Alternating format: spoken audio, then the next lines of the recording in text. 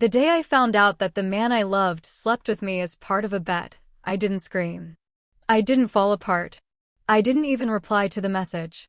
I just stared at my phone in the dim light of my dorm room, rain pattering against the window like tiny fingers tapping out a warning I should have heard months ago. Because in that moment, I understood something very clearly. This wasn't a moment to react. It was a moment to prepare. The message read, "Bro, you really did it? 3 months for a bottle of Henny? Send proof." Attached was a video of me in his bed, taken without my knowledge, shared like I was a trophy, a conquest, a thing to be collected and displayed. The timestamp showed it was sent 2 hours after I had left his apartment that morning. 2 hours after he kissed my forehead and whispered, "I love you, Zara. You're my peace." 2 hours after I walked home with a smile on my face, thinking about how lucky I was to have found someone who saw me. Really saw me. Logan had been telling me he loved me for weeks. He called me his sanctuary in a chaotic world. He held me like I was made of glass and starlight. He traced patterns on my skin and said I was different from other girls, special, worth waiting for. And the moment I finally gave him my body, my trust, my vulnerability, my heart, the first thing he did was run off to brag about it. Like I was a game. A mission accomplished. A bet won. But what Logan didn't know, as he celebrated with his friends and collected his winnings, was that I had already suspected him. The signs had been there for weeks, small inconsistencies that most people would dismiss. But I'm not most people. And while he was playing a game, I was documenting one. I'm Zara Okafor, 22 years old, final year law student at Georgetown, scholarship kid from Baltimore. Raised by a single mother who cleaned office buildings at night and took paralegal courses during the day. She taught me 2 fundamental truths that would shape everything about how I navigated the world: trust no one fully, and always keep receipts. My mother used to say, "Baby girl, people will show you who they are if you just pay attention. But they'll also lie to your face while they're doing it. So watch what they do, not what they say. And document everything." I wasn't the popular girl on campus. I wasn't the loudest voice in the room or the one who commanded attention when she walked into a party. I didn't wear designer clothes or carry bags that cost more than my monthly grocery budget. I studied in corners, ate lunch alone more often than not, and kept my circle small and tight. But I had one advantage that no one ever saw coming. I listened. I watched. I noticed everything. And I never forgot. My mother worked herself to the bone to get me here, and I wasn't about to let anyone, not even someone as charming as Logan Matthews, derail the future we had both sacrificed for. Logan was Georgetown royalty. 6th-generation legacy student, trust fund baby who never had to worry about where his next meal was coming from. Captain of the debate team, president of his fraternity, the kind of guy who knew everyone's name and always had the perfect thing to say. When he walked across campus, people gravitated toward him like he was the sun. So when he chose me, quiet, scholarship Zara from the wrong side of Baltimore, people were shocked. I heard the whispers in the dining hall, saw the confused looks from his friends. What did Logan Matthews want with a girl like me? He said he loved that I was real, that I didn't play games or put on an act. That talking to me felt like coming home after a long day. He said I was different from the other girls he'd dated, more genuine, more substantial, more worth his time. I wanted to believe him. God, I wanted to believe him so badly. For 3 months, I let myself believe that maybe, just maybe, I was the exception to every rule I'd learned about guys like him. But when subtle changes started happening, texts that took hours to get answered, plans that got canceled at the last minute, a sudden secrecy about his phone that hadn't been there before. I felt the shift. And I didn't say anything. I didn't confront him or demand explanations. I just started preparing. Our relationship started in October, in constitutional law class. I was sitting in my usual spot, 3rd row, left side, close enough to hear everything, but far enough back to avoid being called on unnecessarily. Logan walked in late, as usual, and slid into the empty seat next to me. "Mind if I sit here?" he whispered, flashing that megawatt smile that had probably gotten him out of trouble his entire life. I nodded, not thinking much of it. Rich boys sat wherever they wanted. But then he stayed after class. "I'm Logan," he said, extending his hand like we were at a business meeting. "I know who you are," I replied, because everyone knew who Logan Matthews was. "But I don't know who you are," he said, and there was something in his voice that sounded genuine. "And I'd like to." That should have been my first warning. Guys like Logan didn't notice girls like me unless they wanted something. But he was persistent. He started sitting next to me in every class we shared. He asked thoughtful questions about my opinions on cases, actually listened to my answers, remembered details about things I'd said weeks before. He brought me coffee, the good kind from the place off campus, not the swill from the student center. When I mentioned I was stressed about my internship applications, he offered to help me practice interviews. "You're brilliant, Zara," he said one afternoon as we walked across the quad. "You just need to own it more." The first time he kissed me was in the law library, between the stacks on constitutional theory. I had been explaining a case to him, gesturing with my hands the way I do when I'm passionate about something, and he just stopped me mid-sentence and kissed me. Soft and tentative, like he was asking permission. "I've been wanting to do that for weeks," he whispered against my lips. For 2 months, it was perfect. Too perfect in hindsight.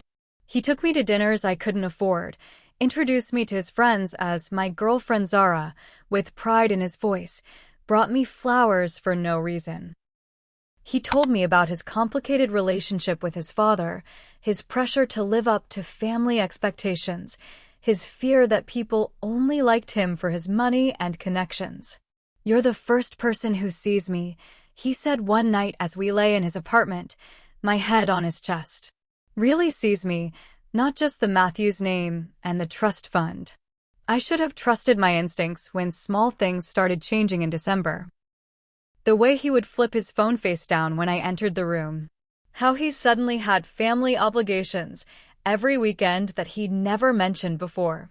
The way his friends would stop talking when I approached their table in the dining hall, then overcompensate with big smiles and loud hellos.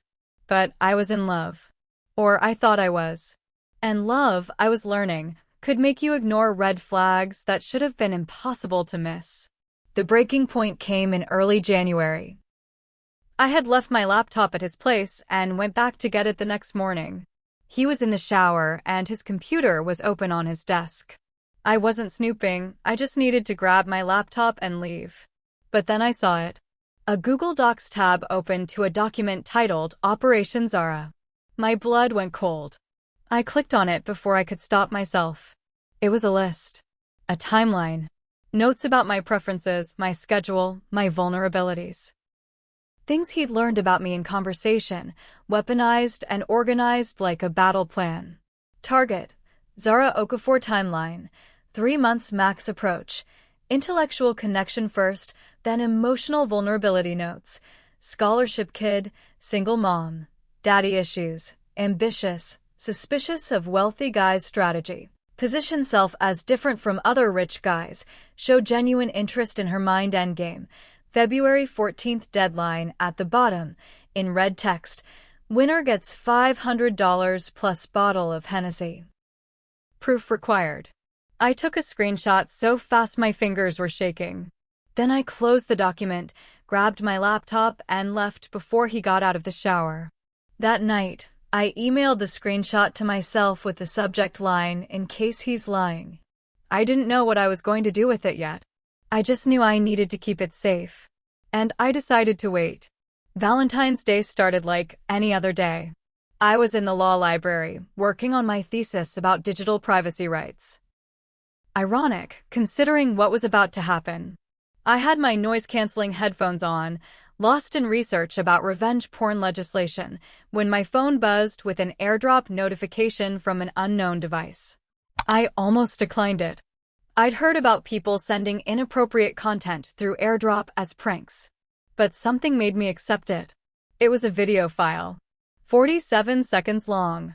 The thumbnail was dark and blurry. I opened it without thinking. My heart stopped. It was me, naked, in Logan's bed. From the night before, our first time sleeping together. I was laughing at something he'd said, completely unguarded, vulnerable in a way I'd never been with anyone before. The angle was from his nightstand, where I now realized his phone had been positioned deliberately. The video had been screen-recorded from a group chat. I could see the messages above it. Logan. Finally sealed the deal. Took exactly 91 days. Marcus. Bro, you actually did it? For a bottle. Jake. Send proof or it didn't happen, Logan. Video attachment. Happy Valentine's Day to me, Marcus.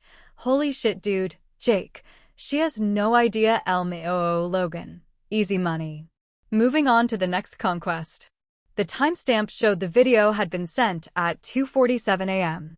I had left his apartment at 1:30 a.m. after he held me and whispered that I was perfect, that he'd never felt this way about anyone before. I felt like I was floating outside my body, watching this happen to someone else.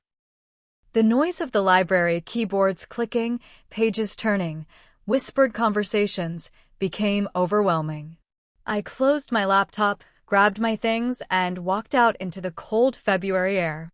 I didn't cry. I didn't scream.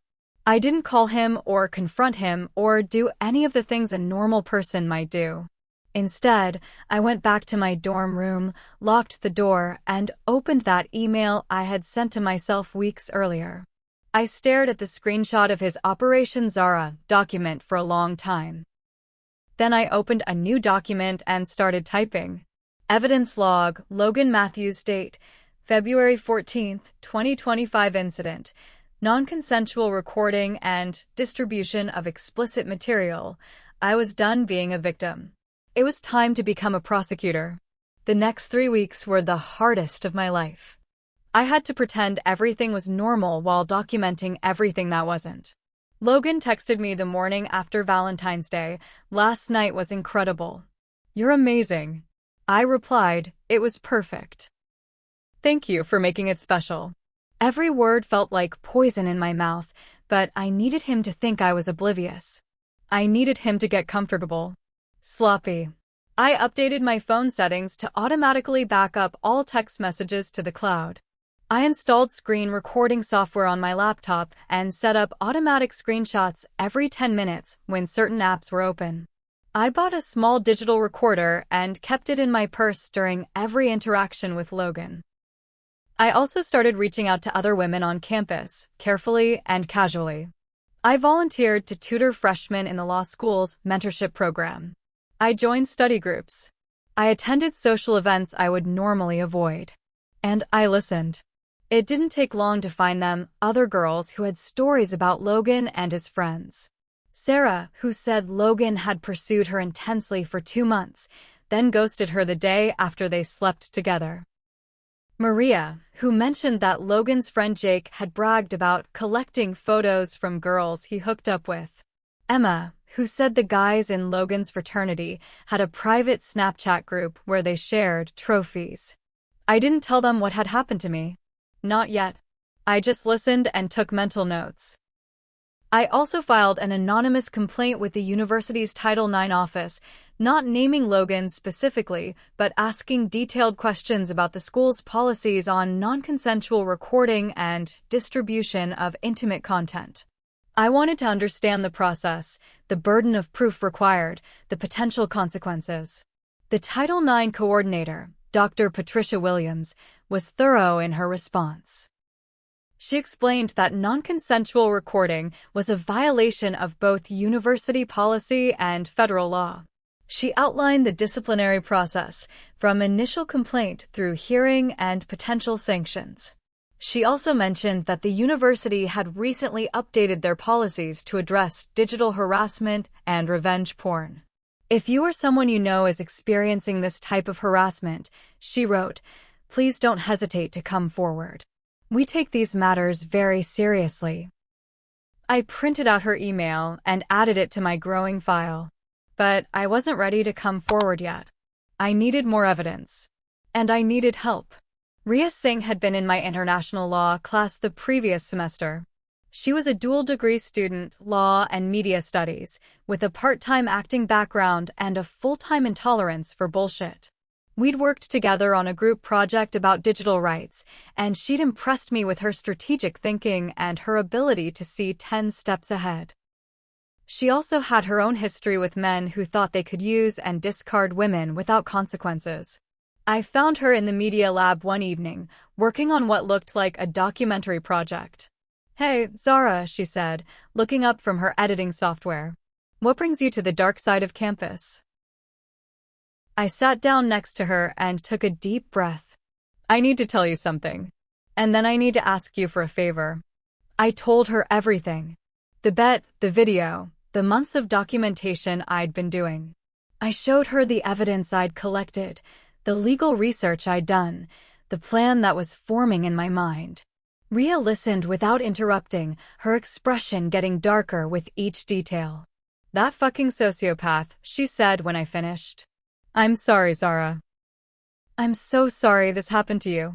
I don't want your pity," I said. "I want your help. What do you need?" I pulled out my phone and showed her Logan's Instagram profile. "I need someone he doesn't know is connected to me.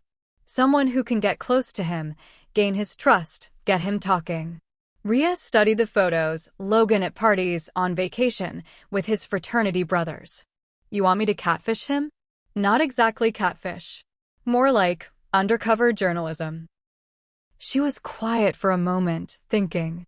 Then she smiled, a sharp, predatory expression that reminded me why I'd chosen her for this. "I'm in," she said. "But we do this my way. Full documentation, multiple cameras, everything legal and above board. I'm not going to jail for this asshole." "Neither am I agreed." "That's the point."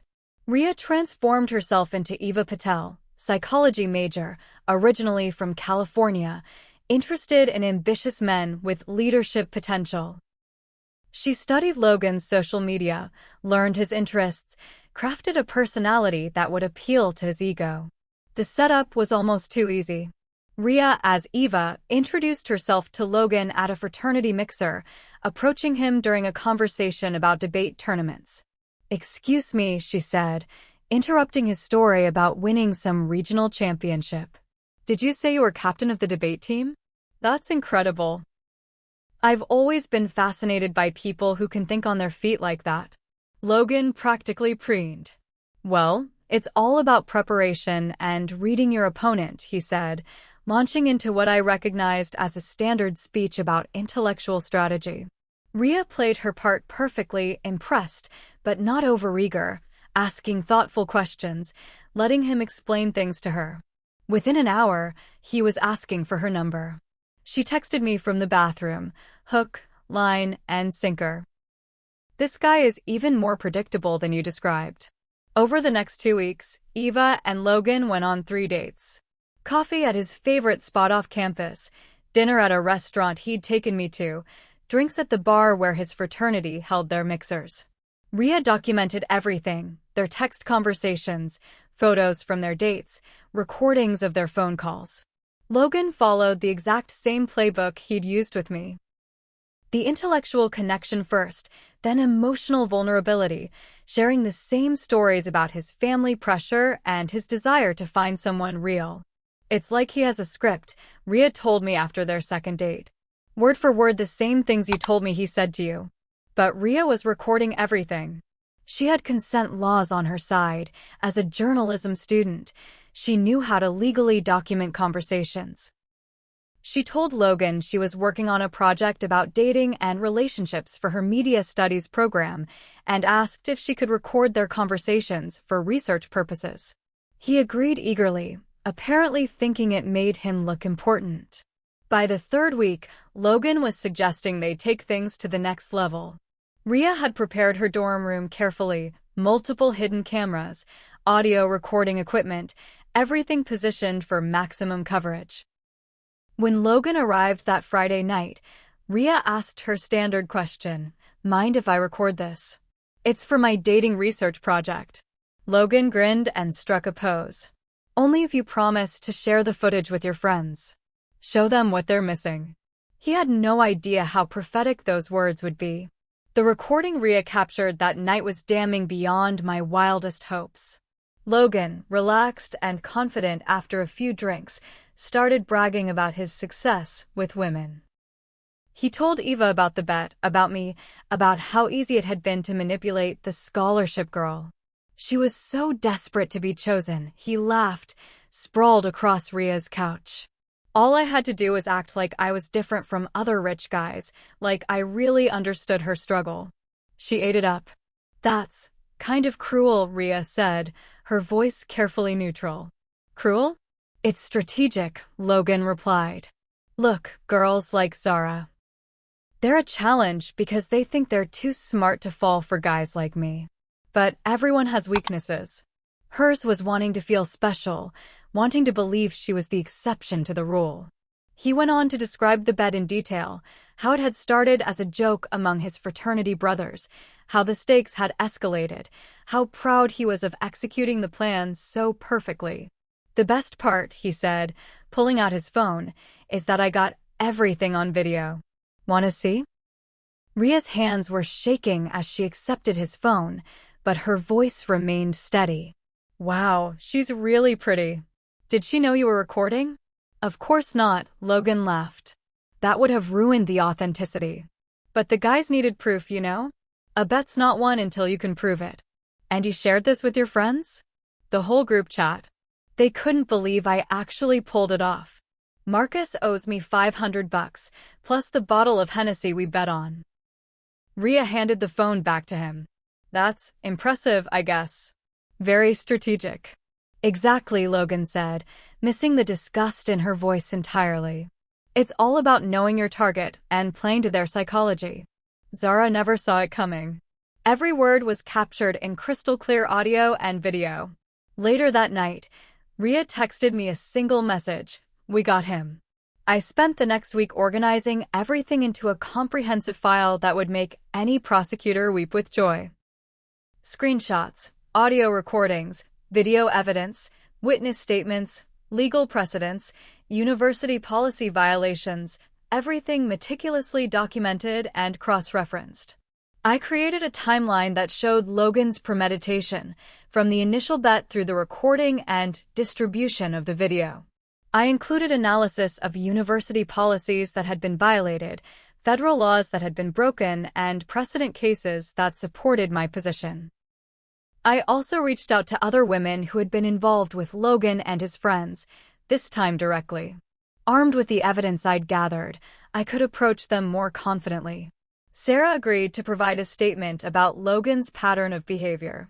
Maria shared screenshots of inappropriate messages from Jake. Emma confirmed the existence of the private Snapchat group and provided details about its contents. 3 other women came forward with similar stories about Logan. Different details, same pattern.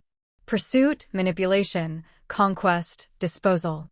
I contacted Dr. Williams at the Title IX office and requested a formal meeting. This time, I gave my name and requested a full investigation. I have substantial evidence of sexual harassment, non-consensual recording, and distribution of intimate content, I wrote. I believe this represents a pattern of behavior that violates both university policy and federal law. The meeting was scheduled for the following Tuesday. The formal hearing took place in a small conference room in the administration building. I had been in similar rooms for mock trials and internship interviews, but this felt different. This was real. This mattered. Dr. Williams was there, along with 2 other administrators and a legal counsel for the university. Logan arrived with his father's lawyer, a clear sign that he understood the seriousness of the situation, even if he didn't fully grasp the scope of evidence I had prepared. Logan walked in like he owned the place, which, given his family's donation history, wasn't entirely inaccurate. He was wearing a navy suit that probably cost more than my semester's tuition, his hair perfectly styled, his confident smile firmly in place. He didn't even look at me directly. When his eyes passed over me, there was a dismissive quality to it, like I was a minor inconvenience he would soon brush aside. He actually winked at me. That wink was going to cost him everything. Dr. Williams opened the proceedings with a standard statement about the university's commitment to addressing sexual harassment and maintaining a safe campus environment. Then she turned to me. Ms. Okafor, you've submitted substantial evidence in support of your complaint. Please present your case. I had rehearsed this moment for weeks, but my hands were still shaking as I opened the thick folder I'd prepared. I placed the first set of documents on the table. Printouts of Logan's Operation Zara planning document, with the screenshot timestamp clearly visible. This hearing concerns a systematic pattern of sexual harassment, manipulation, and violation of digital privacy perpetrated by Mr. Matthews, I began, my voice steadier than I felt. The evidence shows clear premeditation, documentation of non-consensual intimate recording, and distribution of that content to multiple individuals. Logan's lawyer leaned forward. These are serious allegations. I trust you have more than speculation to support them. I smiled, a cold, professional expression I'd learned from watching my mother deal with condescending men in positions of power. I have a comprehensive evidence file that includes digital communications, audio recordings, video documentation, and witness testimony spanning a 4-month period. I placed the USB drive on the table. This contains time-stamped recordings of Mr. Matthews describing his actions in his own words, including detailed admissions of the premeditated nature of his behavior and his intent to record and distribute intimate content without consent. The room went very quiet. Logan's confident smile faltered. That could be anyone's voice, he said, but there was uncertainty in his tone now. Would you like to hear it? I asked, pulling out a small speaker I'd brought for this purpose. Dr. Williams nodded. Please proceed. I played the key excerpt from Ria's recording, Logan describing the bet, bragging about manipulating me, explaining how he'd recorded our intimate encounter without my knowledge. She was so desperate to be chosen. All I had to do was act like I was different from other rich guys, like I really understood her struggle. She ate it up. His voice was unmistakable. Clear, confident, proud of what he'd done. The room was dead silent when the recording ended. Is this your voice, Mr. Matthews? Dr. Williams asked. Logan opened his mouth, then closed it. His lawyer whispered something in his ear. My client declines to answer that question at this time, the lawyer said. But the damage was done. I could see it in their faces, the administrators, the legal counsel, even Logan's own lawyer. They knew what they were hearing. I continued presenting evidence for another hour. The group chat screenshots showing the video being shared. Witness statements from other women describing similar patterns of behavior. Legal analysis showing violations of university policy and federal law. By the end, Logan wasn't smiling anymore. The university suspended Logan pending a full investigation. Not just from classes, from campus entirely. He was banned from all university property, events, and activities effective immediately. His debate team captaincy was revoked. His fraternity suspended him pending their own internal investigation. The internship he'd been bragging about, at his father's law firm, was quietly rescinded when the story reached the senior partners. But that was just the beginning. What I didn't expect was how quickly word spread through the campus community. I wasn't the one spreading it, I didn't need to.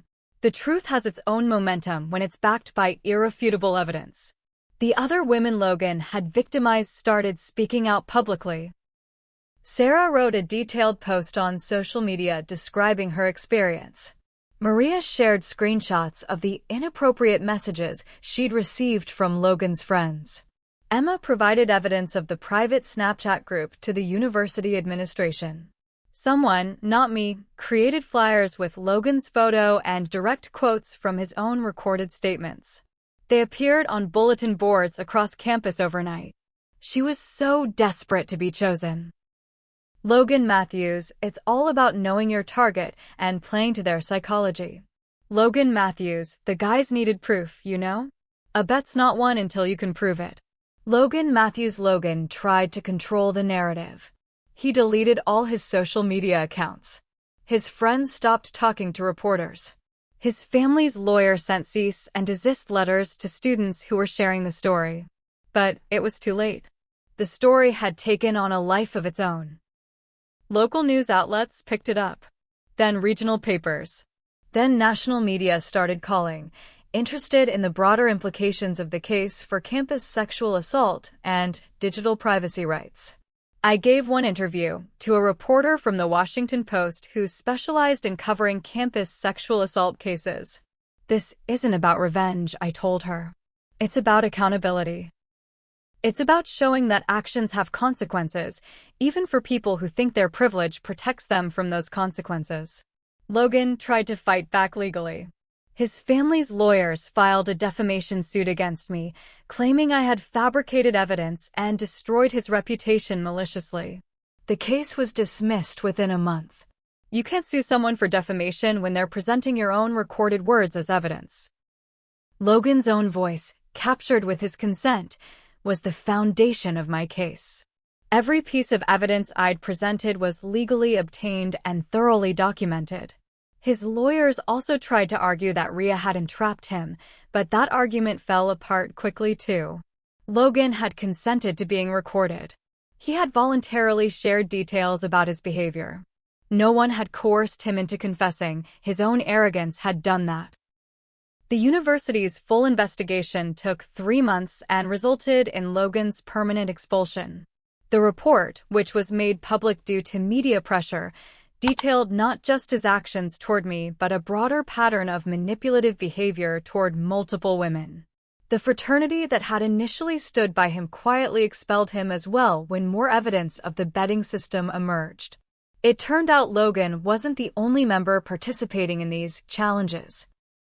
Federal prosecutors considered bringing charges related to the non-consensual recording and distribution, but ultimately decided the university's disciplinary action and the civil consequences were sufficient punishment.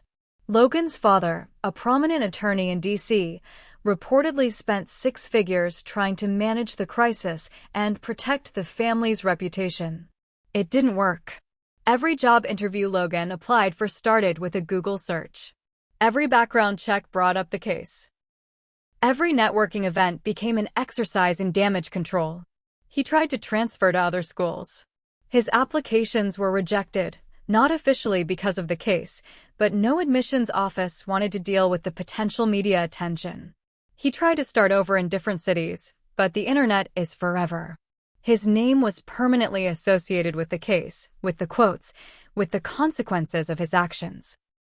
6 months after the hearing, I was offered a full scholarship to complete my law degree, not just at Georgetown, but at several top law schools that had followed the case and been impressed by my methodical approach to seeking justice.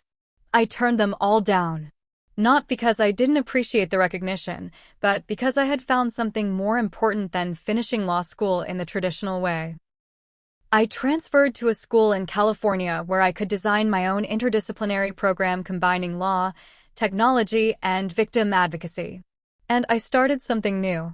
The Burn Files began as a simple website with resources for students dealing with digital harassment and non-consensual intimate content sharing. I created guides for evidence collection, legal explainers, and a secure platform for reporting incidents anonymously. Within a month, I was getting messages from students across the country who had similar experiences. Within 3 months, I had enough cases to identify patterns and develop systematic approaches to helping victims build strong legal cases. Rhea joined me as the media and outreach coordinator, using her skills to document cases and create educational content. We brought in other students. Computer science majors to help with digital security, psychology students to provide support resources, business students to help with operations. The nonprofit grew faster than I had ever imagined possible. In our first year, we helped over 500 students collect and preserve evidence of digital harassment. We assisted with 127 formal complaints to universities and colleges. We supported 89 civil lawsuits.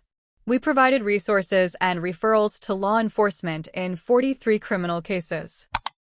More importantly, we helped change policies. Universities started updating their codes of conduct to address digital harassment more comprehensively. State legislatures began passing stronger revenge porn laws. Federal lawmakers introduced new bills to address non-consensual intimate content sharing. The work was hard, but it was meaningful in a way that traditional law practice could never be. 2 years after that Valentine's Day morning when I found the video, I was invited to speak at Georgetown's orientation for new students about digital safety and consent. I stood in the same lecture hall where Logan had first approached me, looking out at hundreds of faces eager to begin their college experience. Your digital life is your real life, I told them. The things you do online, the content you create and share, the messages you send, all of it has real consequences for real people in the real world. I talked about the importance of consent, the legal implications of digital harassment, and the resources available to students who find themselves victims of abuse. I didn't mention Logan by name. I didn't need to. Everyone in that room knew the story. After my presentation, a young woman approached me. She was a freshman, nervous but determined. I think something similar is happening to me, she said quietly. There's this guy, and I found some messages on his phone that made me suspicious. I don't know what to do. I handed her my business card and smiled. Let's talk. As for Logan? He eventually found work at a small firm in a different state, specializing in the kind of mundane contract work that doesn't require client-facing responsibilities or background checks. He kept a low profile, used a middle name instead of his first name, and tried to rebuild his life in anonymity. But anonymity is hard to maintain in the digital age.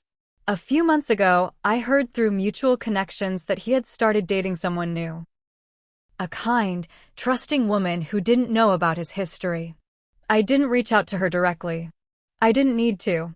But I did make sure that a simple Google search of his full name would return accurate, factual information about his past. Public records, court documents, news articles, all readily available to anyone who cared to look. I called it the Logan Matthews Digital Truth Archive. Because the best revenge isn't getting even. It's making sure the truth is always accessible to anyone who needs it. Logan had told someone that I ruined his life, that I took everything from him. No, Logan. You gave it all away the moment you hit send on that video. I didn't ruin your life. I just refused to let you ruin mine. And I made sure you couldn't ruin anyone else's either. If you've ever felt powerless but kept your silence while gathering strength, subscribe. Because quiet revenge isn't just about getting even. It's about reclaiming your story, protecting future victims, and proving that justice doesn't always require a courtroom. Sometimes it just requires patience, preparation, and the courage to document the truth. The best revenge is always fully legal, thoroughly documented, and absolutely permanent.